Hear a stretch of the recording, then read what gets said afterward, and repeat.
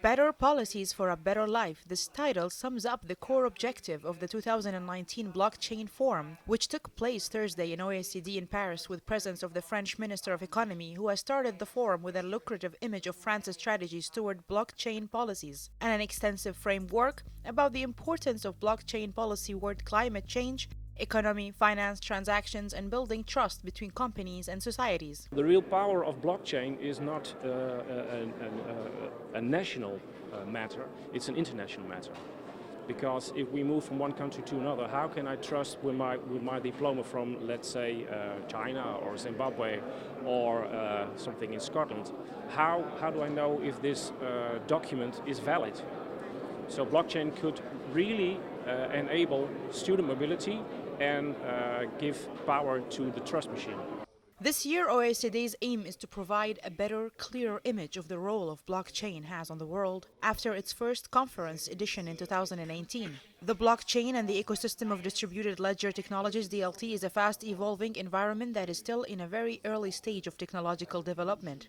As the hype around cryptocurrencies is starting to fade, now comes the time to explore the policy implications and consider a holistic response, including an appropriate regulatory environment at a global level that will facilitate a viable and a fit-for-purpose innovation and adaptation of the technology discussed. There will be several systems for now. Interoperability is very important there.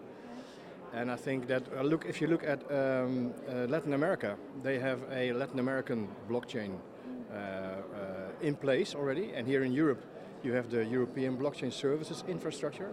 I think that's also a very important initiative that we, at least in Europe, can connect to each other. And we should connect to Americans and to the Chinese and the Australians as well.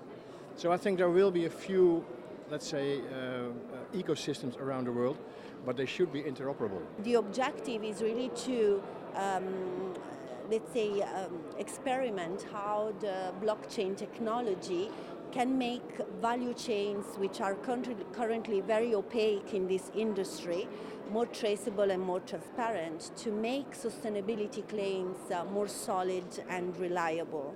The forum has included a series of small workshops led by several founders and CEO of blockchain policy holders, as well as presence of economy ministers for France, Germany, and other European countries. The main objective of the second edition is to elaborate even further on the importance of the system and its impact on the world. As Lien Kemp has explained in her speech, the world is consuming 1.7 times its size in terms of plastic production, food, and water consumption. The final objective of the system is to track everything, people, goods, and transactions, and policy experts believe that by tracking everything and keeping record of it all can change and enhance production, give opportunities to new investors, and governments can operate and organize smoothly, and security is enhanced when it would be extremely difficult to crack the system. But the main important factor for this to work out is trust. The critical issue with the blockchain is that how can we create a system without fraud? How can we create a system that everybody can trust, knowing that with every technological system there has to be a room for error, a room for modification,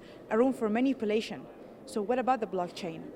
This is Farah Al Hashim reporting for the KTV2 News, the Business Review Program, Paris.